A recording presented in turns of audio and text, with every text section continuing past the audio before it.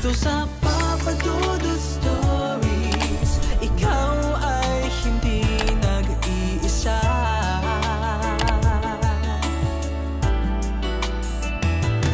Dito sa Papa Dudut Stories, may nagmamahal sa'yo. Papa Dudut Stories.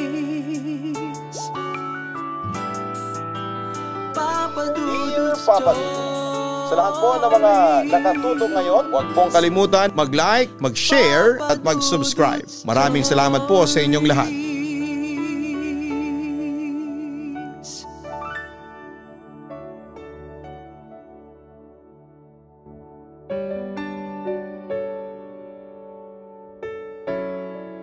Bago ako magsimula ay binabati ko muna kayo ng isang congratulations dahil sa kabi-kabilang recognitions na nakukuha ninyo sa mga prestihiyosong award-giving bodies.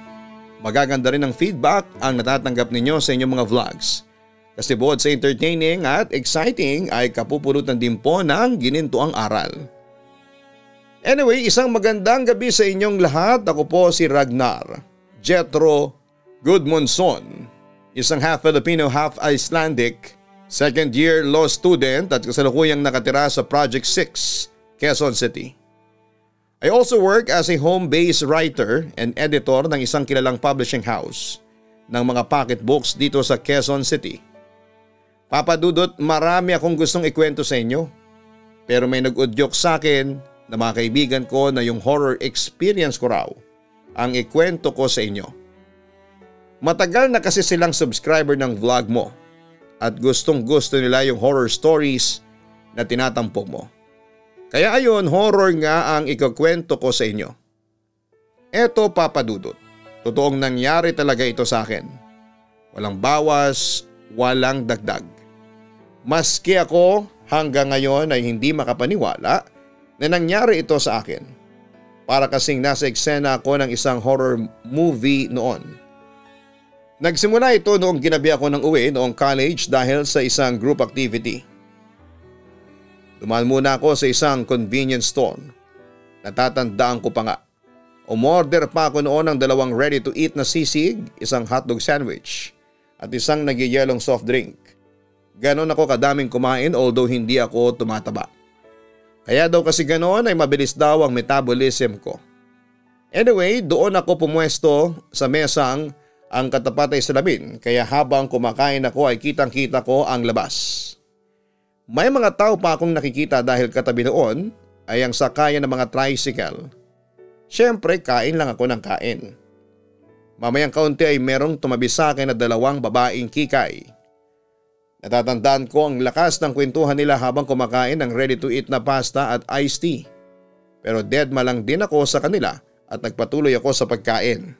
Hanggang sa bigla akong nakaramdam ng malakas at kakaibang hangin na dumaan sa aking likuran. Oo, air condition ng buong convenience store at normal lang na malamig. Pero yung naramdaman kong lamig ay nagbigay ng kakaibang kilabot sa akin. Muli ako napatingin sa 2 babae na nooy paalis na sa kanilang pwesto. Doon ay natanaw ko sa aking kanan sa bandang dulo ng mesang nakaharap sa bintana ay nakaupo ang isang tila babae na nakadamit ng nakabelong itim. Nakatingin ito sa bintana at tila ba may tinatanaw ito. Kaya bumalik na lamang ako sa pagkain ng ino-order ko. Pero Papa Dudut, bigla ulit akong nakaramdam ng pagtaas ng balahibo sa aking buong katawan. Muli ako napatingin sa aking kanan at sobra talaga akong natakot nang makita kong nakatingin na sa akin ang babaeng nakaitim. Kahit pa na natatakpan ng belong itim ang kanyang mukha, ay ramdam na ramdam kong sa akin siya nakatingin at alam kong nanlilisik ang kanyang mga mata. Dahil dito ay binilisan ko na lamang ang pagkain. Hindi ko na nga nakain yung isang sisig at nagpasya na lamang akong i-take home ito. Tapos ay dali-dali akong lumabas noon ng convenience store dahil sa naramdaman kong takot doon sa babae. Samantala paglabas ko ay halos wala nang mga tao sa paligid. Sarado na rin yung mga tindahan at wala ring mga dumadaang sasakyan. Weird kasi around 10:30 pa lang naman. Nagdire-diretso na ako ng lakad palapit sa isang tricycle na nakapark sa gilid. Manong, sa barangay Sabang ho, sabi ko sa lalaking tingin ko'y driver ng trike dahil nakatayo siya sa may unahan ng tricycle. Umupo na ako sa loob at napatingin ako kay Manong driver kasi hindi siya nagre-response sa akin. So I just thought na naghihintay pa siya ng makakasabay kong pasahero. Habang kumakain ay napatingin ako sa kabilang kalye at nakita ko yung babaeng nakaitim at nakasuot ng belo. Nakatayo na siya ngayon sa likod ng isang poste.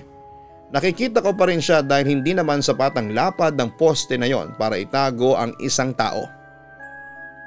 Kinabahan na ako noon, Papa Dudut, at sinabi ko doon sa driver na handa kong doblehin ang bayad sa pamasahe ko basta umalis na lamang kami sa lugar na yon. Pero nanatiling tulala ang driver, para bang wala siyang naririnig. Samantala bumalik ako ng tingin sa babaeng nakabelo at nakatayo sa likod ng poste. Nagulat ako nang bigla siyang kumilos. Kumapit ito sa poste na parang batang nakikipaglaro ng taguan. Napagalaw rin ako sa kinakaupuan ko sabay check sa paligid to make sure kung saan ba nakatingin yung babae. Lumingalinga ako sa paligid ko at wala kang katao-tao maliban kay Manong driver na hindi pa rin natitinag sa kinakatayuan niya.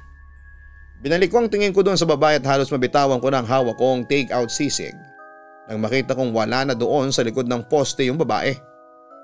Naroon na siya at nakadukhang sa likod ng nakaparadang puting van. Mas malapit na ito sa akin.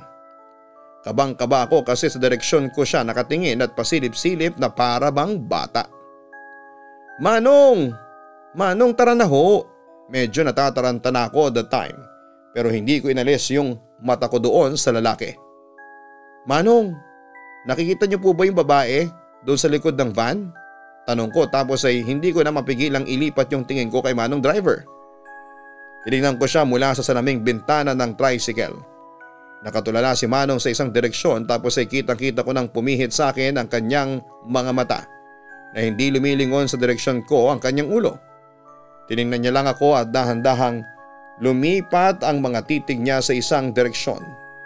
Sinundan ko yung tinitingnan ni Manong at ramdam kong mas lumakas ang kaba sa dibdib ko. Parang nanigas ang katawan ko sa aking kinakaupuan nang makita ko ang babaeng nakabelo sa tawid kalsada. Sinisikap ko siyang mukaan pero hindi ko talaga makita dahil nakatakip pa rin ng belo ang kanyang buong ulo. Tumatakbo na ito papalapit sa akin. Napaka-agresibo rin ang kilos niya. Hawak-hawak niya ang sarili niyang leeg habang papalapit sa akin. Gusto kong tumakbo palayo pero napako ako sa kinakalagyan ko.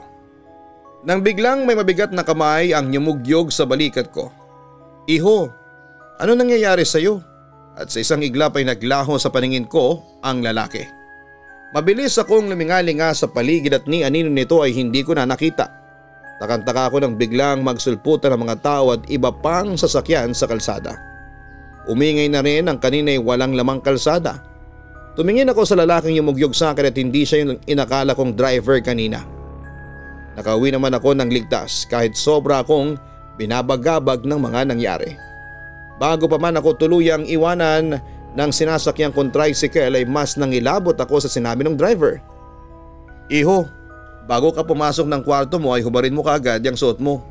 Sunugin mo. Nakita kita kanina paglabas mo ng 7-Eleven na wala kang ulo.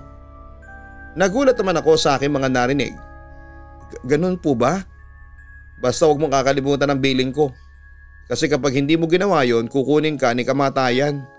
Sabi pa niya sa akin. Dahil sa labis na takot ko ay agad kong sinunog ang aking suot na damit pagka-uwi sa bahay.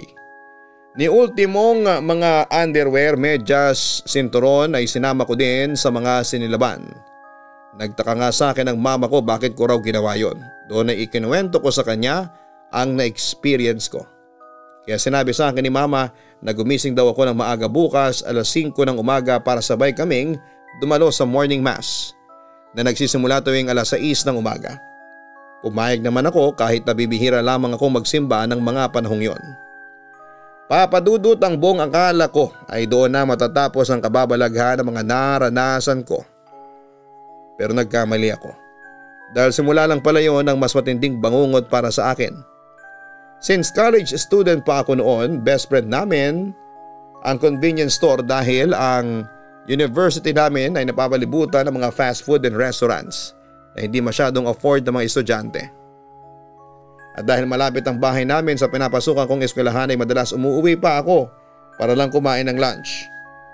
Pero minsan kapag tight ang schedule ay hindi na ako umuwi ng bahay at sa halip ay kumakain na lamang ako sa convenience store. At kapag malapit nang maubos ang allowance ko ay kumakain na lamang ako sa mga nagtitinda ng fishball, kikiam, squid ball at kwek-kwek. 3 araw ang lumipas pagkatapos ng nakakatakot kong karanasan. Doon sa babaeng nakabelo ay bumalik ako sa convenience store para kumain. Tamang-tama marami silang stock ng bagong ready to eat na mga pagkain na swak sa budget ko. Agad akong bumili ng pork asado, siopaw, isang ready to eat Boppies fresh ready to eat na carbonara, tapos ay bottled water bilang panulak. As usual marami akong binili kasi gutumin akong tao. At para magpabigat na rin ng kaunti. Marami na kasing nakakapansin ng mga kaklase ko na tila daw pumapayat ako ng malala. Yung isang kaklase ko nga ay muntik ko nang masapok nang sinabihan ba naman akong make-upan lang ako at papasa na raw akong zombie sa Walking Dead. 12:00 ng tanghali yon, Papa Dudut, kaya maraming tao. Kaya hindi ko ina-expect na muling magpapakita sa akin ang babaeng nakabelong itim. Oo, nakaupo ulit siya sa pinakadulong bahagi ng mesang kinakainan ko. Nakatingin ulit siya sa akin at syempre kinabahan ako at binala kong i-take out na lamang ang mga pagkaing binili ko. Pero bigla rin siyang nawala nang may pumwestong 3 lalaki at umupo sila sa bandang dulo para mananghalian. Nilibot ko ang aking paningin at walang babaeng nakaitim sa paligid. Kaya sinubukan ko na lang kumain kahit na parang nawala na ako ng ganang kumain. Mabilis akong natapos, siguro nga ay mga wala pang 10 minuto ang tinagal ko doon sa convenience store. At nang lalabas na ako ay biglang may sumalubong sa akin na hangin na siyang nagpatumba sa akin sa sahig. Labis akong nasaktan noon at sinubukan ko kagad na tumayo pero laking gulat ko nang biglang nawala ang mga tao sa paligid. Kumulimlim ang kalangitan sa labas at brown out sa loob ng convenience store. Kung hindi describe ko ay parang nasa apocalypse ako ng mga sandaling yon. Agad kong nakitang lumulutang ang babaeng nakabelong itim at may ilang hakbang na lang ang layo nito mula sa akin. Sa sobrang takot ko ay hindi ko may galaw ang buo kong katawan. Alam kong brown out sa loob ng convenience store pero grabe ang lamig ng paligid. Yung lamig niya ay nakakakilabot. Tapos ay hindi rin kaaya-ayang amoy. Parang amoy ng dumi ng tao o ng pusa. Basta mabantot yon. Hindi ko na inalis ang tingin ko sa babaeng nakaitim na belo. Mamayang kaunti ay unti-unti niyang hinubad ang belo. Mali ako ng akala na matanda ito dahil sigurado akong kasing edad ko lamang ang babae kung nabubuhay pa ito. At pamilyar na pamilyar sa akin ang mukha niya. Hindi ko siya mamukhaan noong una kong encounter sa kanya kasi mabilis sa mga pangyayari. Pero ngayong nagkaharap ulit kami ay sigurado akong siya talaga yon. Ragnar, hindi mo na ba ako naaalala? Tanong sa akin ng babae. Halata sa boses niya ang galit sa akin. Maylene, patay ka na. Nasambit ko. Hindi ako makapaniwala na muli kung nakaharap ang isang taong may 2 taon ng patay. To give you some insights tungkol kay Maylene ay ex-girlfriend ko siya. 2 years kaming naging magkarelasyon. Nagkahiwalay lamang kami noong mabuntis ko si Maylene. That time may papasok na ako ng college at invested ang buong pamilya ko sa pag-aaral ko. Kailangan kong makatapos. Kailangan magtagumpay ako at masisira ang lahat ng plano ko kung magiging ama kaagad ako. Dahil immature pa ako ng mga panahong yon ay hindi ko kinilala ang magiging anak namin.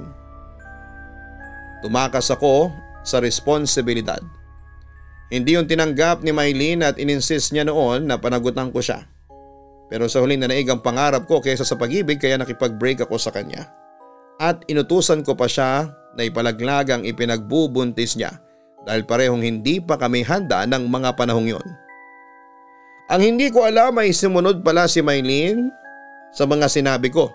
Pinalaglag niya ang kanyang ipinagbubuntis. Noong gabing yun, Ragnar, inusig ako ng aking konsensya. Paglabas ko ng abortion clinic ay nahihilo ako noon at dinudugo pa. Tapos ay napadaan ako dito sa convenience store para magpahinga. Bumili lang ako ng juice noon tapos ay doon ako umupo sa pinakadulo. Kwento ni Maylene sa akin habang tinuturo niya yung pwesto kung saan ko nakita ang kanyang kaluluwa. Pero nang gabing yun ay maraming dugo ang nawala sa akin. Hanggang sa hindi ko na kinaya. Hindi na kinaya ng katawan ko. Dito ako mismo namatay. Dagdag pa ni Maylene.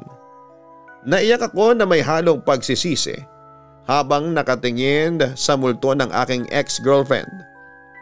I'm sorry Maylene, kung alam mo lang kung gaano ko pinagsisisihan ang ginawa ko sa iyo noon, ang sabi ko sa kanya.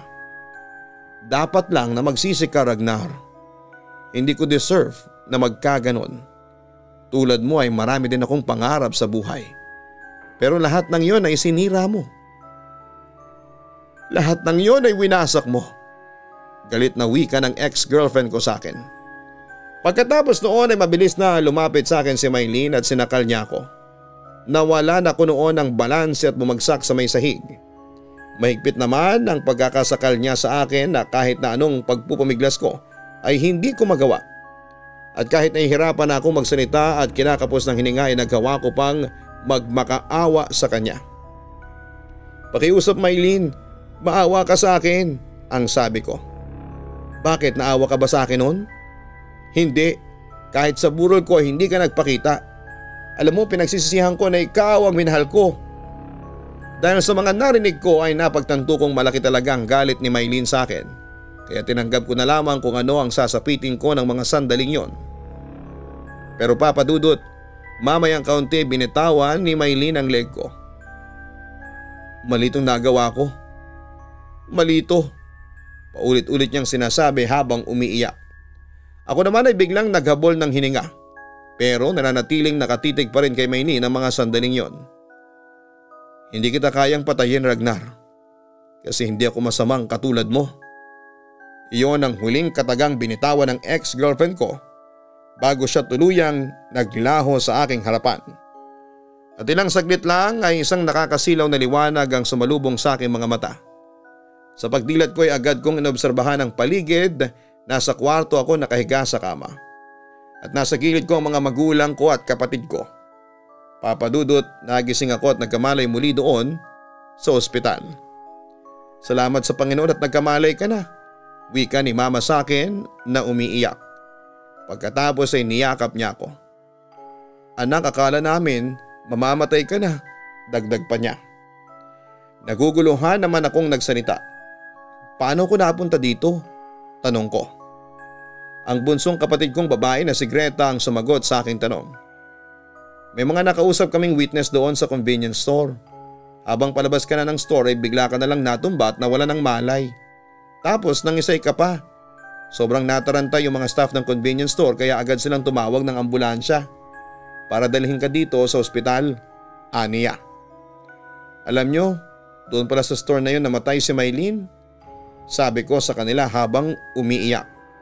Nagulat naman sila sa aking mga sinabi. Nagpatuloy naman ako sa pagsasalita. Kasalanan ko kaya namatay ang girlfriend ko. Magkakanak na kami noon pero tinalikuran ko siya kasi mas inuna ko ang mga pangarap ko. Tumakas ako sa aking responsibilidad at inutusan ko pa si Maylene noon na ipalaglag ang anak namin na naging dahilan ng pagkamatay niya. Agad naman akong niyakap ng mga magulang ko para patahanin. Pinagsisisihan ko ang lahat, Pa. Ang sabi ko pa sa kanila. Tama, mahalagang magsisi ka sa mga nagawa mong kasalanan. Pero anak, kailangan mo rin mag-move on. Kailangan mo makabangon para itama ang iyong mga pagkakamali.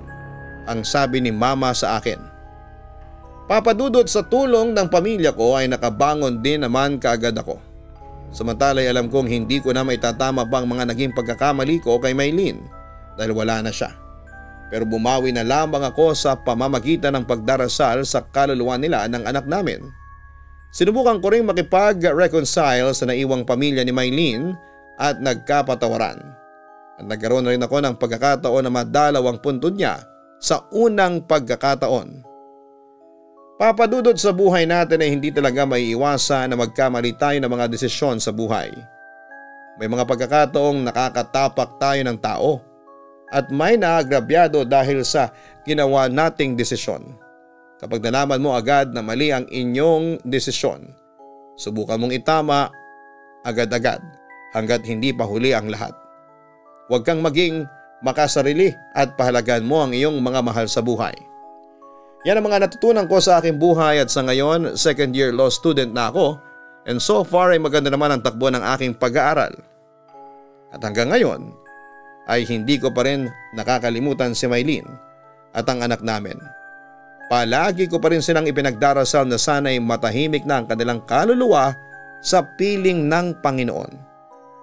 Papa Dudut, ito ang totoong karanasan ko. Bagamat nakakatakot ay nagpapasalamat ako kasi nangyari ito sa akin. Marami po kasi ako na-realize sa buhay. Hanggang sa muli, maraming salamat at mabuhay kayong lahat. Lubos na gumagalang, Ragnar Jetro Gudmundsson.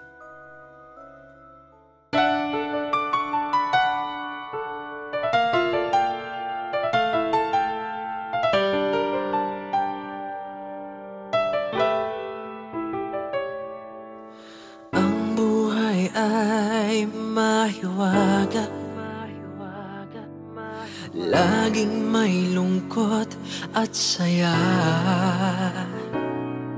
sa Papa Dudut Stories. Laging may karamay ka.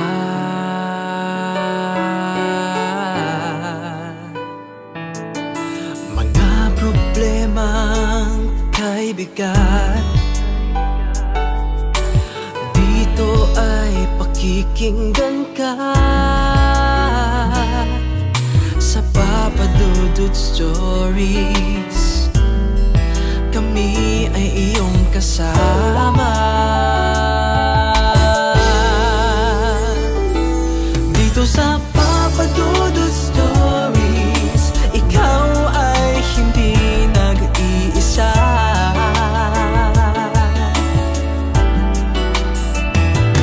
Dito sa Papa Dudut Stories, may nagmamahal sa'yo. Papa Dudut Stories, Papa Dudut Stories, Papa Dudut Stories. Hello mga ka-online, ako po ang inyong si Papa Dudut.